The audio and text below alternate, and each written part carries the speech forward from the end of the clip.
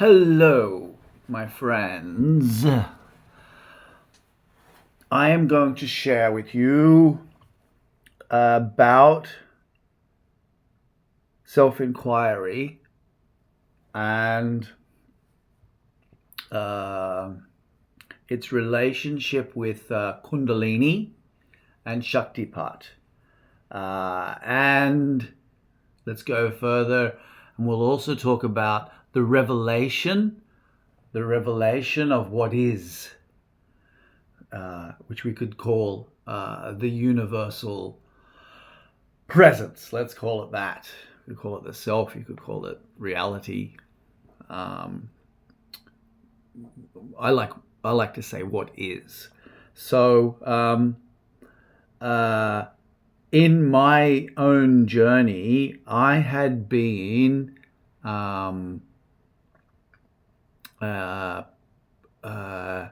ardent reader, let's put it that way, and deeply interested in self-enquiry. I had I had been practicing self-enquiry actually from childhood. I was prone to sit and ask, "What am I?" That was the question I asked: was what am I? And then I discovered a book called The Mystic Path to Cosmic Power on my mother's bookshelf. And my mother is a Christian mystic, and she went through a period of her life where she was, explored deep spirituality. And so I found on her bookshelf, I think in the same period, Vernon Howard, The Mystic Path to Cosmic Power, life-changing book. Absolutely recommend you check that book out. I recommend you buy this book by Vernon Howard, The Mystic Path to Cosmic Power, and study it. And St. John of the Cross and St. Teresa of Avila. And now, in reading these books, I could see that they, even though they were from different traditions, Vernon Howard and say Teresa of Avila and John of the Cross, the same tradition, but different awakening process in those two. But what they came upon, I could see the principles were universal, but what they were speaking about, this underlying reality that was revealed, that there was a higher power, that we could hand our lives over to this higher power, and a new and miraculous way of living could be discovered, and that there was a true self and a false self. So I was fiercely practicing witnessing the mind when I was engaged in Vernon Howard's teachings. And then I was introduced to Jiddu Krishnamurti, and Ramana Maharshi, and Nisargadatta, and Ramesh Balsekar. And so I was in looking, what am I? I was pondering, what is the witness? Am I witnessing? These thoughts are arising? Who are they arising to? You know, that whole process that you're engaged in. If you're cogitating, it's essentially practicing discernment and detachment and reflecting on the teachings, and you're turning attention back onto what is the nature of attention. What is the mind, observing its habits and its patterns, with the understanding that the mind creates identities. The mind has a self-image, and we are not that self-image. And identifying with the self-image is the source of suffering. That is the illusion. That is the ego. And that there is a permanent, unchanging presence that is registering all these changes. And there is a higher power that is in charge, and that the way of living where we are assuming we are in charge, and and that this self-image needs to protect itself and maintain itself, that this image in the mind, the idea that as I imagine myself, as I see myself, this self-image has some power. It's just a thought. It's just an image in the mind. It's an artifact. It's a side effect of the way the mind functions. The mind makes a map of the world, and it makes a map of the map maker, which isn't real.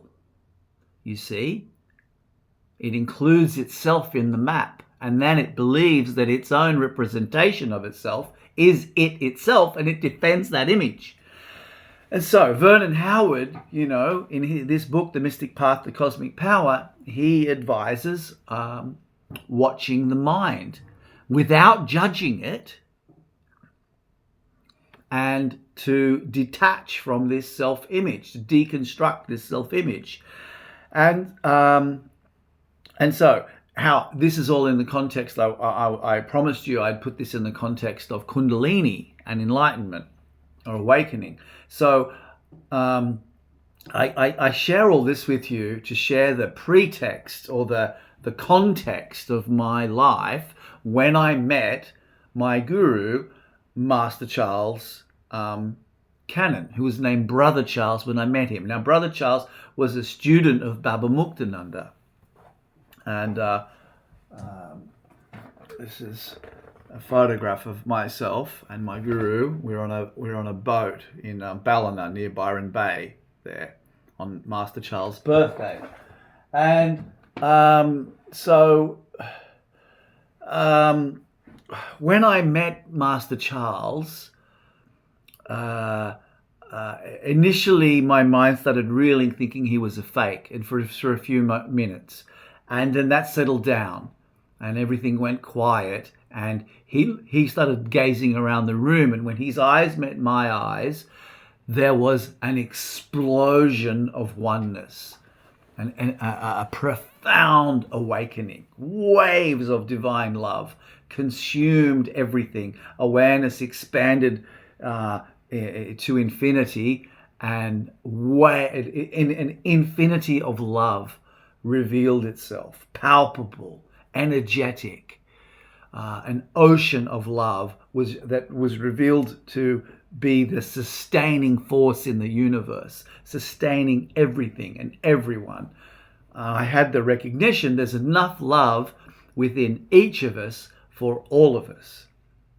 And now this was the awakening of Kundalini. This was a profound awakening to my true nature, but it would deepen.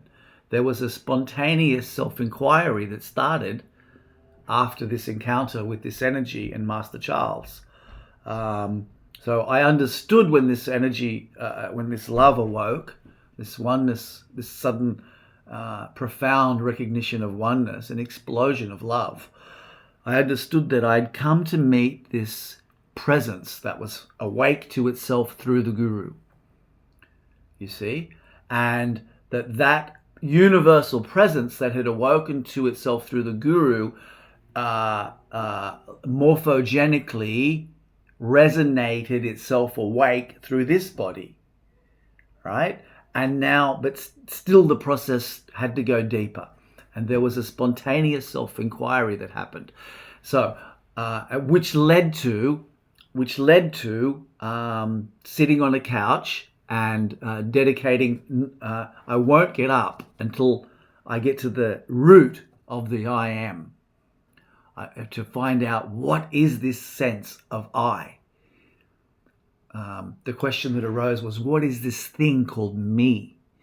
And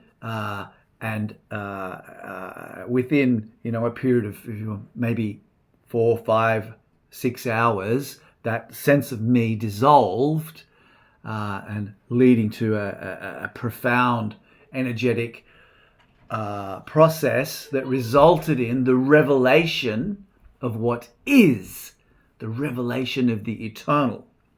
So, self-inquiry and the energy of self-inquiry was the context. The movement of being was towards it knowing the source of being, you see. The current of life energy flowing through this body-mind was such that it was interested in, and it was activated and moving towards its own source. And it was disidentifying from the mind stuff and actively engaged in a deep self-inquiry, very intensively engaged in self-inquiry, reading the teachings of Nisargadatta and Ramana Maharshi, and later Muktananda and Nityananda, but not really concerned about different teachers and different traditions. I could see, it seemed to be that the awakening expressed itself, in various ways, but there was a fundamental underlying oneness. There wasn't any kind of concern about being in this tradition or that tradition. It was just bring it on. I was happy to see teachers. Enthusiastically pursuing the goal of knowing what I am, and spiritual growth and spiritual awakening, disidentifying with the mind, understanding that the world is a temporary illusion or an expression of the oneness of consciousness.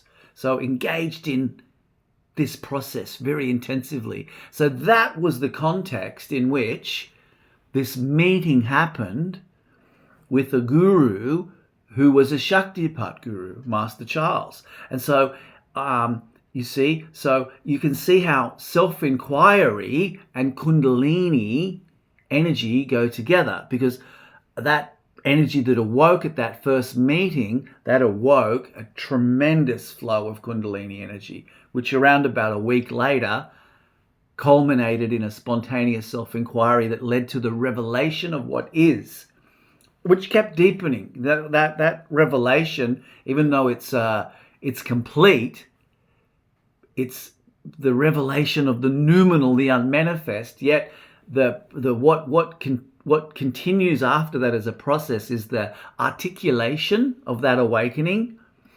in the manifest. You see, so there's the unmanifest and the manifest, and then there's the bridge between them. There's the subtle energy dimension that partakes of both worlds. You see, there's the world of form, and then there's formlessness. Form is an expression of formlessness, and it's the vibration of formlessness that functions through the form.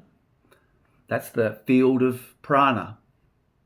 We can call it Shakti. Brahma Mai, the Divine Mother, Shiva Shakti. And within us, Kundalini. You see, Kundalini is the energy that bridges the personal and the impersonal, the unmanifest and the manifest, the relative and the absolute.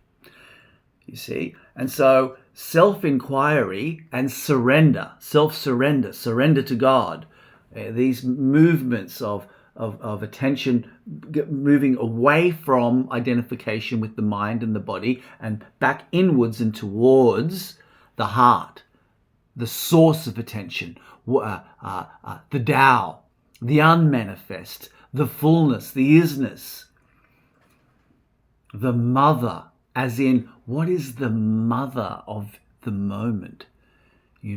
The mother, as in what is the mother right now of my sense of being, of your beingness, of our beingness, of life, of the manifest universe, right now, where is it arising from? What is it an expression of now? So it's the movement, you see. I believe in the Tao Te Ching. It's the great, referred to as the Great Mother.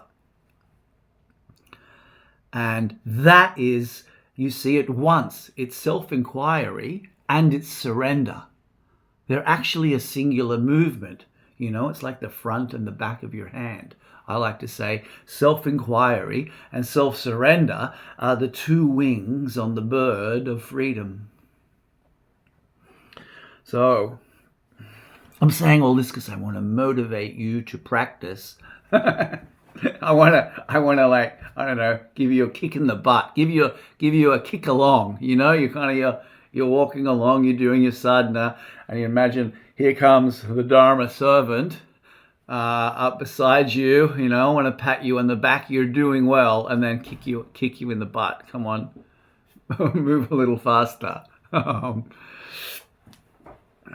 And I want to let you know that self-enquiry tills the field, prepares the soil for the seeds that are planted in Shaktipat. And, or we can say, tills the soil for the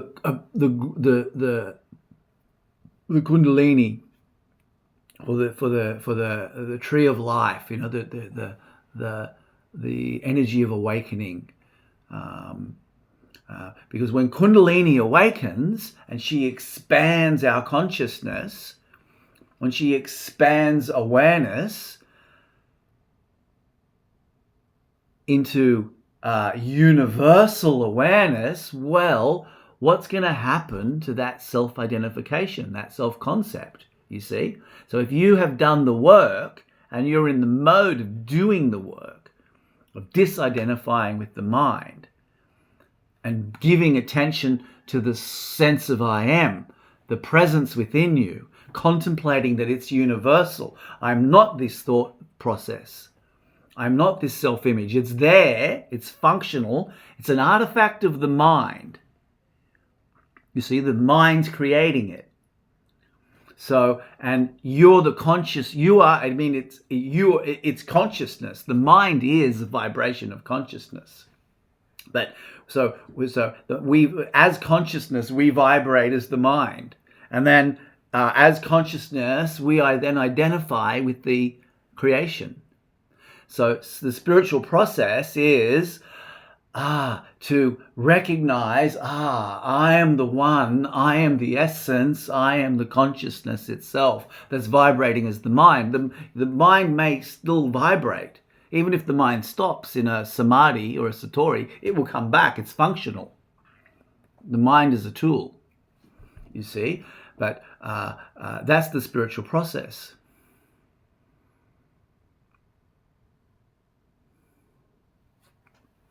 And that's a little bit in a spontaneous outflow about self-inquiry, surrender, and Kundalini. All right. Namah Shivaya. Bless you.